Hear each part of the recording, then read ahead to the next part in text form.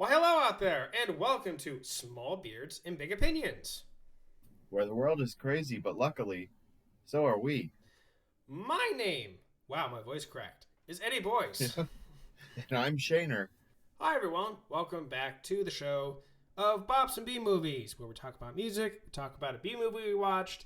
You know the drill. We've been doing this a while. If you don't, what are you doing? Yeah, it's our shtick. Shtick's a good word. Shtick's a good word. It's a fun word. So I don't think. Oh no, we do have something to shout out, which I think has come out by now, right, Shane? If you're listening to this, it's probably already out.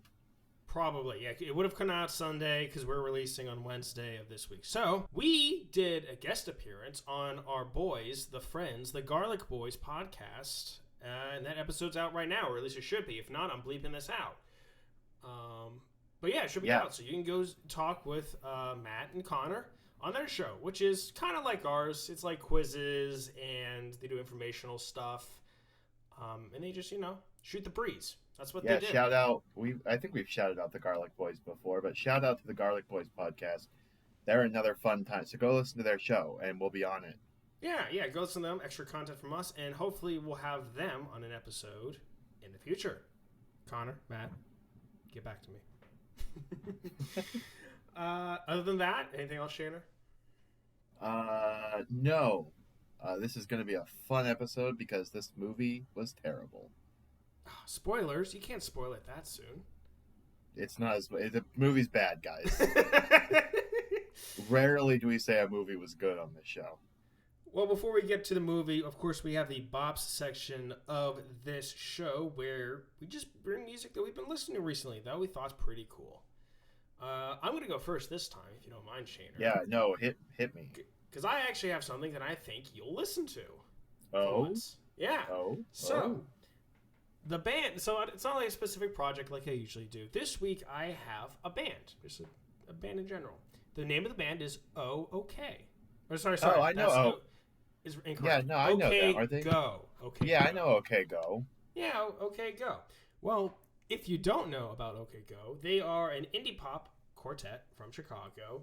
Quartet just means there's four of them. It's not like I can't think of the word.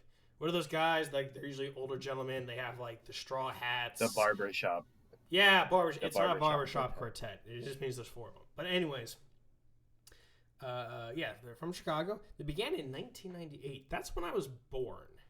So they've been going as a band for as long as I've been born. I did not know that. Uh-huh. I didn't know they were in 1998. They seemed a bit more recent. No. They are definitely not. You were born in 98, right? 99. Or are you 99? You're 99. So they're older. Just a young fella over here. Just a young fella. Anyway, so... They're 1 year older than me. So recently, they've been doing mostly singles, okay? They've been doing singles for themselves. They've been doing singles for shows. The two that I found were Hot Tub Time Machine 2. Never seen that movie, but okay. Or the television series Hello Jack, The Kindness Show. Again, never watched that, but music in that, if you've listened to that. And that's what they've been doing recently. The last album that they've dropped was in 2014, so a little bit back. But them starting out wise, their first album they dropped was in 2002. It was a self-taught album called OK Go. How they kind of made their, start, not their start, but their big hit was specifically the music video to their Here It Goes Again song, which first came out. Yeah, it released, okay, I don't know when it released, but it made it big, like it broke in 2006, and that's kind of where they've been. My personal song of theirs. Wow. Yeah, Eddie's personal song they sang for him. My personal favorite song of theirs is called, notes please, This Too Shall Pass. That's another good one. Which is like a pop alternative combination, and all their vocals are kind of, what's the word I'm thinking of? Airy, raw. Like space, reverbed, kind of reverb, spacey, chorusy, all in one. It's a cool song. I really like it. And the music video is really cool because it's basically, and I saw it on a TikTok. I didn't actually watch the actual video. I should have. How dare you? I know. Is I that know. the I one with should. the air? Is that the one with the airplane? No. So it's base. Okay. I should look it up before I say something and it's wrong. Because I don't remember which one goes to which. I know there's the treadmill one. There's the Rube Goldberg machine one, but they do it in reverse. Yes. Okay. Here it is. Okay. So this song, the music video. So the song and the music video dropped like 13 years ago. So do you remember? And they still do that, but people make like these tracks, these homemade tracks in the backyard, which a ball like kind of goes along. Hey, I just talked about that. That's what a Rube Goldberg machine is. Oh, is that what that is? I didn't know that. Yeah, they're called Rube Goldberg machines, and they're Oh. usually there's all sorts of them. Well, there you go. It's that music video filled with one of those machines. That one's a great. They've got some cool stuff in that video. Oh yeah, that's a really cool video, and it goes well, I think. So that's my favorite song. Cool music video. If you just like, just indie, you like some pop, just go check them out. I think they're cool guys. even if you don't necessarily like their music, the music videos are worth it alone. I do have a personal favorite from them, and that is they put out their song Needing Getting, and then they did the music video for it a while later, like an acoustic version. And it is the whole. Have you ever seen that one? It's the whole song is played on a car. So they drive a car through a. Have you not seen that one? I have seen that. Yeah, it's the car. It's like a. I don't know if it was helping promote a car, but they take this car and they drive it through the track, and it just smacks off of random things and instruments, and they've got arms sticking off the car, and it plays the whole song, and they sing. It's a really great music video, and I like that version better than the original. I forgot about that one. Yeah, super creative in music videos. Super creative. Oh yeah. And that's my music for this week. Keeping it nice and simple. Shaner, what do you got? I got so I have an album. Ooh. But it's going to be a bit older. Okay. That's here, what I'm used to with you. Hear me out on this one. It's going to sound crazy at first. It's a movie soundtrack. And it's from No, hold on. Not necessarily. It's from the Transformers animated movie, the first one they ever made in 1984. The album was released in 1985. Okay. Now here's what makes it. Sorry, go ahead. It's not all like non-lyrical, like what are the words for those songs? It's not all just like soundtrack music. Yeah, it's not just soundtrack music. There is that in there. And that part's I like because just the nostalgia of it, because I've seen that movie 100 times. But there are actual songs built into the soundtrack. Isn't that the movie where it has... I gotta remember my Transformers lore now. Yeah, come on. It's the big dude that comes and sucks up all the planets. Yes. And what's his name, Optimus Prime dies... And he comes back because the power of friendship, I think. No. Okay. No, he stayed dead until way after the movie. And the original plan, he was supposed to stay dead. But then a bunch of parents wrote in that their children were devastated and traumatized. And they were really mad, so they made the decision to bring him back. But not in the movie. Okay. But yes, you are on the right track. Fun fact, I've never actually seen that movie. However, I saw a YouTube analysis of it. No, actually I lied. I have seen it. It was a really long time ago. I was going to say, wait a minute. You watched a YouTube analysis of it without having seen it? No, I did see it. I lied. I remember when Optimus Prime died. That moment's like stuck in my brain. Good. That's the only thing I remember. You know what? That's Galactus. That's the Marvel version. No, yeah, it's Unicron. Unicron. That's it. Yeah. You know what? You got enough to make me proud as a Transformers fan. So good job. You remembered enough details. Not as much as you, but yeah. I'm not into Transformers, Eddie. Oh, they can't see it, but Shaner has a huge I know. Bookshelf. You should take a photo of that and send it to me. I'll post it on. I will. Online. I'll take one after we're done here. Okay. So I recently saw a YouTube video of analysis of it as to why about that movie. You should look it up. I forget who did it. Sorry, but you didn't. That's okay. But yeah, it's got at least I think like 6 songs that weren't just soundtracks. Were they all just like pieces? 80s hits? Well, hold on. There's a familiar name on here you would not expect. So, Stan Bush was the main guy. He wrote, I think, 2 songs for it. One's called The Touch, and that was like the flagship song of you, if you will. Sure. Like, I want to call it a power ballad is, I think, the right term. I don't know, because the problem is there's no like genre besides soundtrack for this album. But it's got song Instruments of Destruction by a band called NRG, and that's more like heavy rock. Okay. It's got another song by Stan Bush called Dare, which is like 80s rock. Nothing's Gonna Stand in Our Way by Spectre General, which again, it's a lot of rock. But then the weirdest one is a song called Dare to Be Stupid by Weird Al Yankovic. Weird Al Yankovic, yeah. Of all the people, and I think I'd seen this movie a bunch of times before I realized, I knew who Weird Al Yankovic was, but I never put the pieces together. And so he has a song on the soundtrack, and it's more than just nostalgia, but that helps with how much I enjoy the album. But even the instrumental pieces are really good. Because, it was the 80s, and a lot of care was put into movie soundtracks, especially for this. And, of course, like, the main Transformers theme song's in there, and it's good if you like the Transformers stuff. But, yeah, so I've been playing that a lot recently, because, I like rock and roll music, and it's got a lot of it on there, and Stan Bush is a really good musician. I don't know if he did a whole lot outside of working with the Transformers movie, but he got at least 2 really good songs out of it. So, other than that, just a lot of random songs here and there.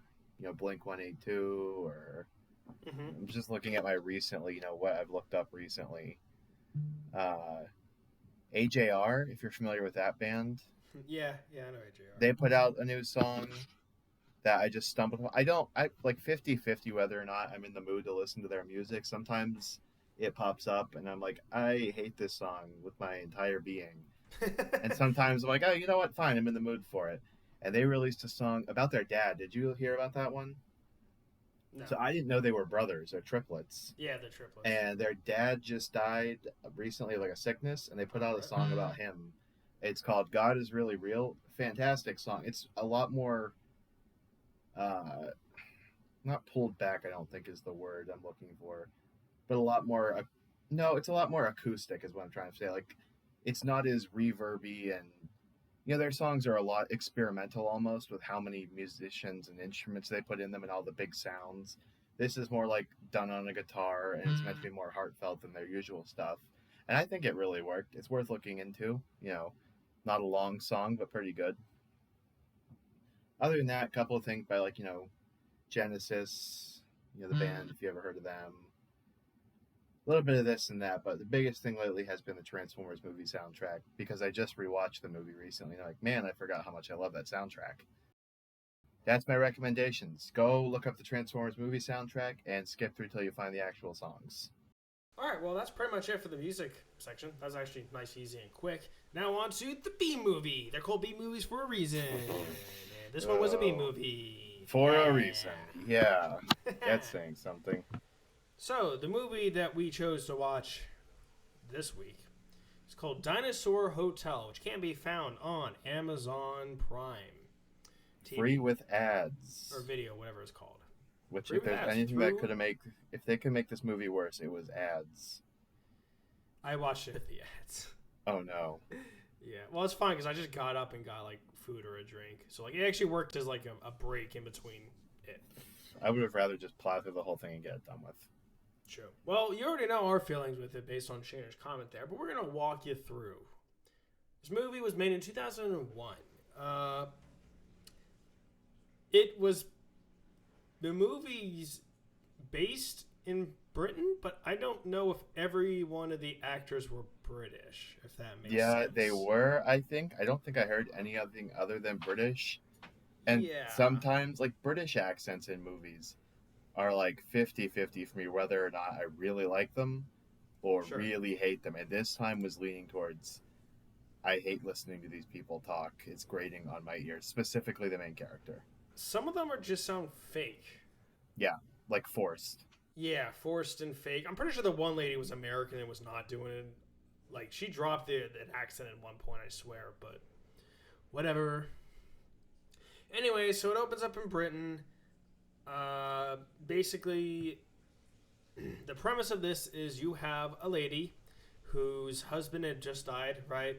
Yeah, they don't well, they don't start by saying that, and I was really confused up until they Yeah. specifically said your husband died, and she's in therapy for it. Right, yeah. And she's like, I don't know what I'm gonna do now that he's gone. And then she heads home to her kids, and she gets a message that like, hey, you earned a spot on a game show. Only you can come though. Don't bring anyone. And she says yes, but then she takes her kids because she couldn't find a babysitter. It's important to note she went because there was a promise of what was it, like £100,000. Oh yeah, it was a lot of money. Yeah, Yeah, a lot of money. pounds being British money, like they weren't going to give her like weights. 1,000-pound weights to get swole with. She could use it. Oh my gosh. Anyways,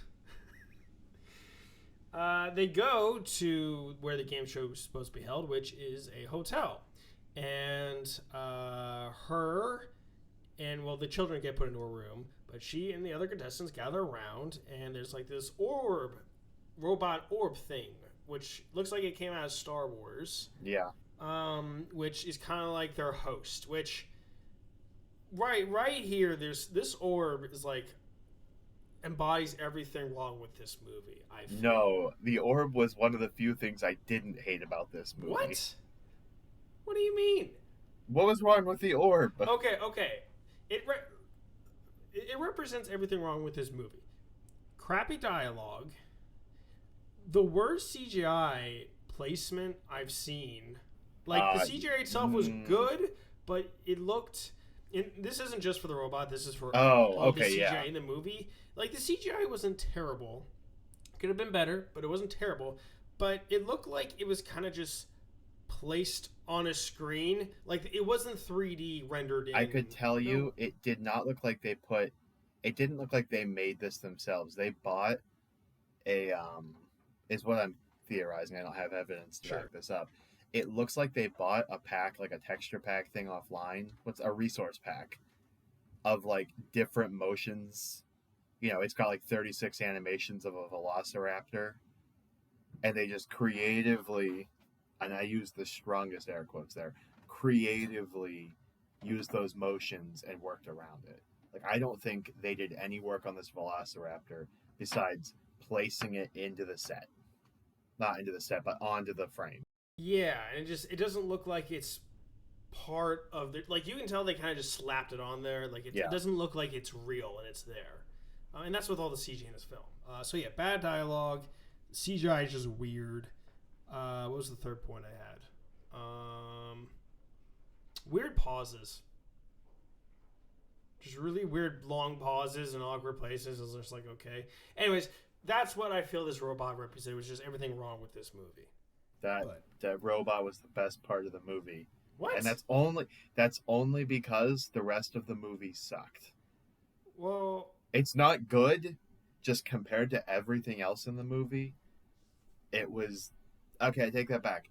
There was one good moment, which we'll talk about when we get to it, that I was like, okay, that was fun, and then that was it. Okay, we'll get to that. But okay, well, what did you find was good about the robot? I didn't say the robot was good. Okay. I just meant that compared to the rest of this trash heap, it wasn't the worst thing they had. So it was less bad. Yeah, it was less bad. It didn't... the CGI wasn't as bad as the Velociraptor, I felt. It was bad. Like, you could tell, again, same thing. It was a texture or a resource they just slapped in there. But it had a decent enough robot voice. It was out of place, but it didn't distract me enough to go like, oh, why is there a robot at this ancient-looking hotel? And it was kind of just there. Yeah, I have nothing good to say about it, really. I just didn't hate it as much as I hated the rest of this. Okay, that's fair. So, anyways, the robot's the host. It gathers them all around, the ladies all around, and the robot announces, oh, last one to survive wins, and you have to do these tasks. Ha ha ha, you might die. That's not how he said it, but that's basically what he said. Yeah, basically. He reveals it slowly. And that's pretty much the premise of this movie. That's the premise. There were no challenges in this movie. Okay, well, So before you continue, this is spoilers. At this point, moving forward, spoilers. If you really want bad. to subject yourself to this for an hour and 17 minutes, I might add. Yeah. Then stop now. Rethink your life first. Grab a drink. If you're older than 21, maybe make it a fun drink because you might need it. And go and watch this. Sure. Otherwise, just keep listening and we'll give you the information you need. Yeah, the spiel. But anyways, so continue, Shaner, with what you were saying. Small disclaimer, Small Beards, Big Opinions advertises for drinking responsibly. Just saying that in case something happens. You did say over 21. You did say over 21. Yeah, but you can drink irresponsibly over 21. We went to college. We know that, Ed. Fair. Okay. Continue. Anyways. So yeah, they all get told several times there's going to be challenges, and then the robot just sits there for a minute. And everyone's like, oh, what's this? What's going on? I'm so confused. Did it say we're going to die? And then everyone just makes the stupidest decisions ever. Yep. So our main character, this is where I want to talk a little bit about our main character, Sienna. Sure. Who has the kids. Yeah, Sienna. Every decision she makes in this movie is dumb. Yep. And she is the reason that I think some of these characters died. So the first part of the movie, the one girl runs out to she says, oh, I'm leaving. I can't do this. Right. So she runs out and there's a velociraptor because of course there is. Right. And they're all like, be quiet. You can sneak back in here. And the main character just decides to go, run. Ah. And cause a scene. And then the one character gets separated, which eventually leads to her death. For no reason, I might add. Where are they going to run to? They were stuck in a room before, and all they did was walk backwards into the room. It's true. And then after that, you got characters starting to separate off, all of whom are just making terrible... One tries to get in her car and drive off, and the robot comes down and goes, sorry, you're not allowed to leave in your car. That's against the rules. Mm-hmm. You're in the danger zone. Again, the house is not a safe place, so what's the danger zone? Probably just outside where the T-Rex is, I assumed. I guess. Oh, yeah, that's the other thing. Yeah, there's a T-Rex. It's walking the border of the house. If you leave the house, you can get eaten by the T-Rex. So the kids decide, this is the next big plot point, the kids decide, we're going to go on an adventure outside with the dinosaurs. So they wander off into a cave. Mm-hmm. And nobody knows this, especially not their mom. Then the mom decides she has to go save her kids. And this is where my major problems with her start. Her whole thing in this movie is just to repeat herself until eventually people just stop caring. She's like, I have to go. I'm not going to try to replicate her accent because it annoyed me the whole time. Yeah, no. She's like, I have to go save my kids. And they're like, ma'am, there's a velociraptor out there. Someone might have died. You cannot go out there. And she's like, I have to save my kids. And they're like, you will die. If you go out there right now, you're going to die. It's assured. And she's like, I have to save my kids. Yeah. It's like, and they eventually go, all right, well, it's your death. And she goes, I have to save my... You could just make this whole movie of her saying, I have to save my kids. And that's her only dialogue, just repeated in different inflections. And I would have bought it. So, yeah, that's the whole main character in essence is, I gotta save my kids. Which, don't get me wrong, save your kids. But if there's a velociraptor, right on the other side of the door you're standing on, take stock of your priorities, okay? So then, I think what happens next, I just finished this movie, an hour before we recorded this, and I cannot tell you for sure what happens next. I believe, at this point, the girl who is trapped outside that tried to get away in her car is talking to the mom, and basically she helps get the daughter to safety and then gets eaten by a T-Rex. So that's one person down. Then they get separated, so now it's like the mom and the daughter with there's an older lady and one that's not exactly taking this game seriously. There's 4 of them at this point in the hotel, and it's hard not to ramble about this movie because so much bad happens. There's just, we don't have to go into everything. You guys don't need to know the whole points. I mean, all you gotta know really is that I'm gonna kind of skip to the end. I mean, surprise, surprise, Sienna survives, and so do her kids, and they get to go home. They escape the hotel, and they find out who's behind the hotel. I have a real problem with that ending. What? Okay, so again. Oh yeah, no, it didn't make any sense. I know what you're talking about. Yeah, it didn't make any sense. Yeah, like the whole movie, they're pushing this point of like, there will be only one champion this night. And so they get to the end, and after like Sienna tries 8,000 times to tell the robot, no, my kids aren't playing your stupid game. And the robot's like, if you step onto the property, you're playing. We told you not to bring anybody, and you did. And so she keeps just telling the robot, no, my kids aren't playing.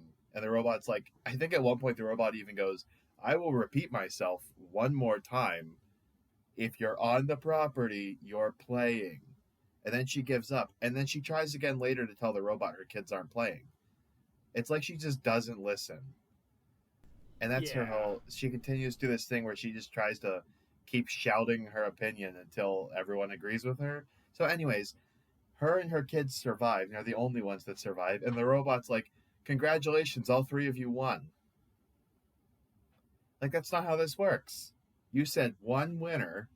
Don't set up your movie with stakes that children can die if you don't want to have children die. Yeah, or like find a clever way that circumvents that doesn't magically change the rules for no reason. Now, I will say the one thing, the ending part was both, it was my favorite, well, part of the ending was my favorite and also made another thing that didn't make any sense. So she meets the game maker or the game warden or whatever who's been running all this. And he comes out and points a gun at her right as she's trying to leave. And he's like, oh, guess what? That's not how this works. Only one champion. And she goes, oh, so now it's just me and you. And the guy's like, wait, I don't get it. And she says, I could kill you because if you step on the property, you're playing. And I thought that was a cool plot twist. The idea that, oh, wait, he's in the game because he has to abide by his own rules that tried to screw her over. So that was fine. But then she just pulls a gun out of nowhere. Yeah. And even the game warden's like, where did you find that? And she doesn't say a word, and it's never explained. She gets in the car and drives off. So, yeah, everyone dies. And there was this minor plot point that one of the characters was actually working for the game warden, and she gets eaten by a velociraptor. Didn't matter. She did not matter at all. Everyone dies except for Sienna and her kids. Yeah. And then this movie ends on the robot, like, flips to the camera and goes, until next year. And spoiler alert, Eddie, I just found out there's a Dinosaur Hotel too. Yeah, I saw it too. And Sienna's in it. Whippy. And I have no plans on, like when we tried to watch Zombies, and I was like, hey, you want to watch Zombies too? And you said, no way. Yeah, we're not, I don't think we're watching Dinosaur Hotel too. No, I'll pass. Thank you very much. I'm surprised they made a second one, but sure. Yeah. So, yeah, that's the movie in essence. Everyone dies, they get eaten by dinosaurs, and the main character gets out of it by just repeatedly shouting what she wants until the main characters give up on trying to save her. I stopped... Sorry, go ahead. Because the game warden says something to her at the end like, oh, that one character's right. Never discount a mother's love. And I'm like, she didn't do anything mothers love. She just walked around and kept saying, no, I gotta find my kids, until everything just worked out for her. Like, she lucked into everything that happened. Pretty much. Yeah. So they try to make it out like she's some action hero. In reality, maybe I should just start doing that. I should go to work and just be like, I want a raise. And my boss will go, no, you can't have a raise. And I'll be like, I want a raise. I'm just going to keep saying that until I luck out and get a raise, because apparently that's how this works. Yeah, the logical progression did not exist in this movie, but no. Oh well, them's the breaks, I guess. I stopped taking notes after less than halfway through this movie. That's how much I gave up. Yeah, there have been a few B movies in our entirety, like from the first, from Two Dudes on the Radio, where I've been like, I physically do not want to watch another second of this. Some of them, even the really bad ones, I've been like, you know what? It's fun enough to finish and laugh at this. Yeah. This one I just hated. This was hard to watch. Yeah, this one has almost no. This one has almost no redeeming qualities. The one redeeming quality that I can think of is that the video quality wasn't bad. It was good. No, yeah, it was well shot. Yeah. But I think that there is a way you could have made this movie better and decreased on your video budget. 100%. So wait, no, hear me. I have a legitimate idea that could have made this movie, I think, better with what they had, and given more budget to other things that weren't so great, like the CGI. Mm-hmm. So near the end of this movie, the game warden says that this whole thing's being filmed for like rich people online that gamble on this. Sure. So this movie would have been better if you did the entire thing shot through security cam footage, like static security cam footage, cutting through different cameras. You wouldn't have had to focus on so much. You could have done some things off camera, and it would have made it more creepy than anything. That would have upped your, grotesque horror factor. And then it would have played directly into the story. Because then at the end, you would have kind of been like, oh, I could be one of those people. And then you, cut out the, kids wandering off into the forest. Yeah. Or just have them around the outside of the building and show, outside security footage. But do the whole thing through either security footage or do some of it through the characters are filming things on their phone and show us that. That would have been a creative way to do this. You could have cut down on your video budget because you wouldn't need the best cameras. Right. Security cameras aren't always great. Then you could have diverted some of that budget to the script, to the CGI. I will say the other thing about this movie, set was really good. They had a good set for this. It didn't feel just like somebody's house. Yeah, the hotel was pretty cool that they had. They had an actual old hotel, and it looked pretty cool. Yeah. Yeah, so the set didn't need improving, and the videography didn't need improving, but I think if you would have downgraded it just a little bit and done that security footage, that could have cut back on your CGI budget because you didn't have to show everything. Because that was the other problem, is the CGI just became overused as well. And you could have replaced the robot AI thing with a voice over the speakers, if you put speakers in the hotel. So there's an AI thing. If it's already an AI thing, little ball floating thing, just make it a voice that talks throughout the hotel. That would have been my way to make this movie slightly better. And again, divert all those funds to improving everything that didn't have enough funds for this movie. I think those are good suggestions. I would agree with all that. Thank you. I would. Yeah, I think that's all we have to say about this movie. You have anything else you want to say about it? Yeah. Don't watch it? Yeah, probably don't. Not the worst one we've seen, but it's down there. It's down there. It might make the bottom of my list. I feel like we've been saying that a lot lately. It's not the worst, but it's also not good. One thing we can't say about the most, inappropriate content-wise thing in this movie is there's a bit of language here and there. True. Yeah. But even the violence is all poorly done. I think at one point a T-Rex eats a person and it just clamps the CGI model over their body and their arms are just flailing around wildly, and you see some CGI blood dropping out. Yeah, it's pretty badly done. Yeah, so about, language is the only real content warning I think to give for this movie. So, okay, well, let's give our rankings. Shaner, where's this movie at for you? Oh, it's right at the bottom. Yeah. Yeah, I think it's the worst one we've seen. in this new run of B-movies. And I'm including Sniper Corps in that. I hated Sniper Corps, and that movie was hard to watch. But at least it gave us something, and at least the gunplay in that wasn't whatever this movie was. Yeah. There was at least substance, and it didn't rely heavily on poor CGI. Yeah. This movie did, and even some of the performances in Sniper Corps were okay. I didn't want to cheer for the actress or actors getting eaten by a dinosaur. Yeah. This movie, I would not. If the main character got eaten by a dinosaur, my reaction would be, "Oh well." Oh no. Oh, too bad. Bummer. Guess the rest of this movie is going to be better. So yeah, there was not much to like about this movie. It's at the bottom of my ranking. The only thing it had going for it was an interesting 1-second twist at the end and a decent set piece. Sure. So I actually have Dinosaur Hotel above Sniper Corps. So Sniper Corps, I'll go through my list real quick. Sniper Corps, Dinosaur Hotel, Gila, Ninja Zombies vs. Black Ops, Lockdown 2025, and then Bigfoot the movie.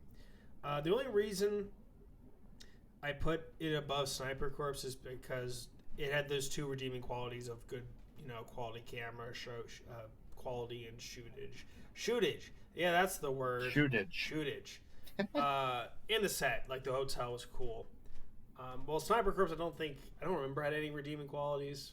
I don't think so. Yeah. But you could argue that Sniper Corps is so bad that it'd be funny to watch and make fun of. Well, with Dinosaur Hotel, you really can't do that, I feel. So you could put it above, and I don't think you'd be wrong.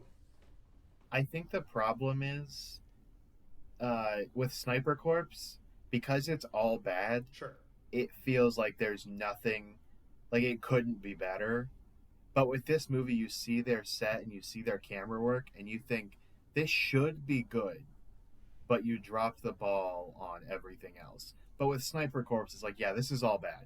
It gets to that point of so bad it's enjoyable because you can just be like, what was that? That looked like you bought that prop from the dollar store and didn't even do anything to it. Stuff like that. Where this movie, you could tell they actually had a budget and they still messed it up. I wouldn't. You know what I'm trying to say? Like the budget size doesn't really matter. Like if it has some redeeming qualities, it has some redeeming qualities. That's how I kind of look at it. But okay, like I said, you can put it above, and I think that wouldn't be a bad choice. I can see why you would put it above. Sniper Corps above Dinosaur Hotel, but yeah. Well, I think that's the episode. Kind of a shorter one today. Not much going on. Yeah, no, this was a short episode, but you know what? Sometimes that's okay. Sometimes you don't have the time to listen to a full-length episode, and we give you something short. Yeah, something on the shorter side. So, just to remind y'all again, check out the Garlic Boys episode, which I'm pretty sure is up by now. I don't know what they're going to call it, but you can find them on YouTube, Spotify, Apple Music. So, they have a leg Apple up. Podcasts. Huh? It's on Apple Podcasts. Sorry, Apple Podcasts. You're right. So yeah, get it right. Come on, you're gonna confuse our poor listeners. Yeah, sorry, listeners. Shayna thinks you're dumb, and I have to spell everything out for you. Yeah, they are dumb. Yeah, so go check them out if you want more content from us, and give them a little love. Give them a little love. We enjoy being on their show. Make sure to follow us on Facebook, Instagram, like and subscribe. And comment on what you thought of OK Go and the Transformers movie. Is it just called Transformers the movie? It's called Transformers the movie. Yeah. Tell us what you thought about that movie if you saw it in the 80s or after then or at any point.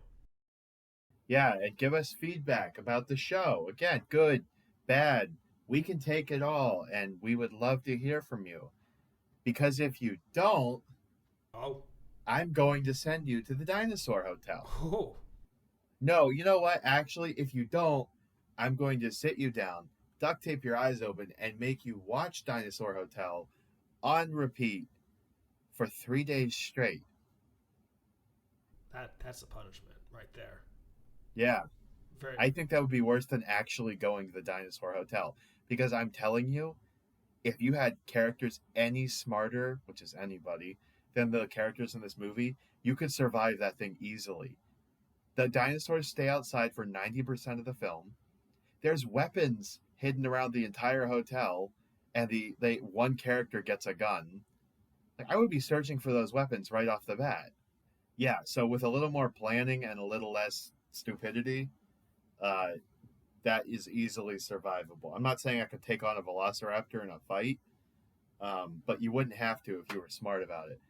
And it's only 24 hours. So, yeah, I would make people, if they don't comment, I'm going to make them watch this movie over and over, back to back, no breaks. As soon as the credits start to roll, we're back to the first scene. And your eyes are duct taped open, so don't even think about closing them. Can't even close them. Can't even close them. I should say, actually, I should have mentioned this before, but if you haven't checked out, we had our 1-year anniversary last month, and we made like a little clip show where it was some of our best clips from the past year. So go check that out if you're a fan of the show. I would say that's probably the de facto episode recently, because it's got everything, you know? It's got a bunch of everything you want.